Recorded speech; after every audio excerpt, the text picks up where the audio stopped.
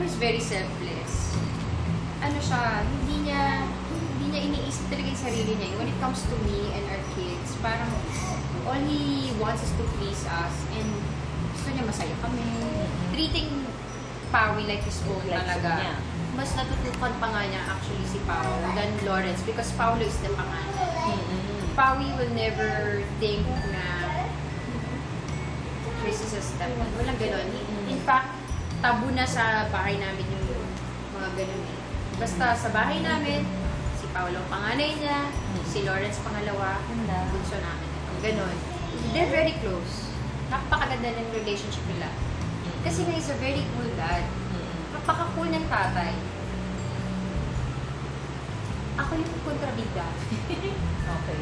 So, pag halimbawa nga, na nag-aaway kami, tawagin pa niya si Paolo. Pao, listen to this ha. Si Mama kampi? Oo. So, tell me, am I wrong? No, Dad. Kasi, alam mo, sabi ko, mali yung taong yan kasi sip-sip yung mga anak mo sa'yo. Which is true. Sabi ko gano'n. So, every time may argument kami, si Paolo tatanungin, maka-daddy yun. I love you. But you know, tama naman si Dad, ganyan-ganyan. Chris, kahit gano'n siya ka-busy, he always has time for us. He will travel. Kung nasaan man ako para sunduin ako. Like last night, Tagaytay ako. Usually kasi pag out of town, kasama ko na siya. Siya nag-drive sa akin kasi wala siyang tiwala sa driver pag gabi lalo. So, kagabi hindi ko na siya sinabihan na matatapos na ako. Tapos tumawag siya sa akin, nandiyan na pala siya sa labas. Tapos sabi ko, akala ko ba masakit ang ulo mo? Ganun. Lagi siya sabi na po, priority ko pa rin yung safety mo at ang mga ano mo. Ganyan. Paolo is growing up to be like him. Sabi nga niya, you know what, Dad, I may not have your DNA, but I'm exactly like you. So he's really growing up exactly like Chris. Ugali, the way he thinks. And di sa mga decisions. Nag-G-force sila, yung recital. Yung daddy nila, muntik hindi makasunod kasi galing ng Bangkok dun sa business namin.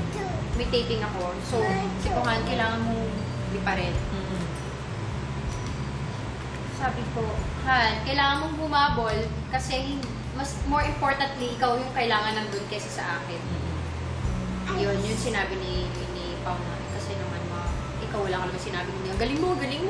Ayun. Siyempre, yung dad nila will criticize them kung ano pa, yung gano'n na parang, well, sa totoo naman, magaling, ano gagawin ko? Wala man ako ibang nakikita. Pero yung dad, may nakikita. Na tingin niya valuable sa... Yes. So, alam mo yun, iba yung importance din na binibigay din ni Pawi kay Chris. Dahil, ganun siya napalaki.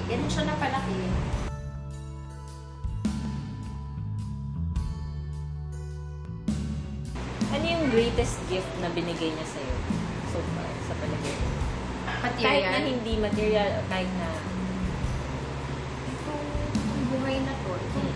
Huwag mo nang isipin yung material na bagay because nag-umpisa kami sa wala.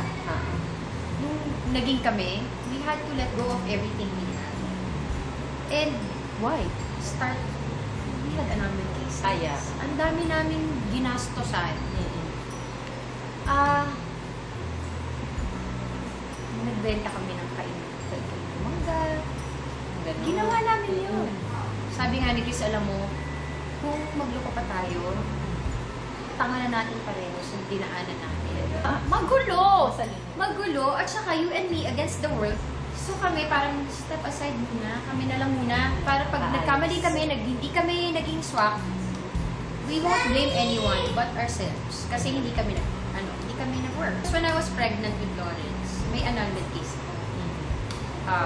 Most of the people thought I was in the States. Kasi hindi ako lumalabas. Andito lang ako. Nasa bahay lang ako, hindi ako lumalabas. Every day of my life, gigising ako, maliligo ako, magbibihis ako, wala akong pupuntahan. Pero nagmamas kami noon, hindi ako nag-miss Mary the Queen. Kasi sa labas may speakers sa kotse lang.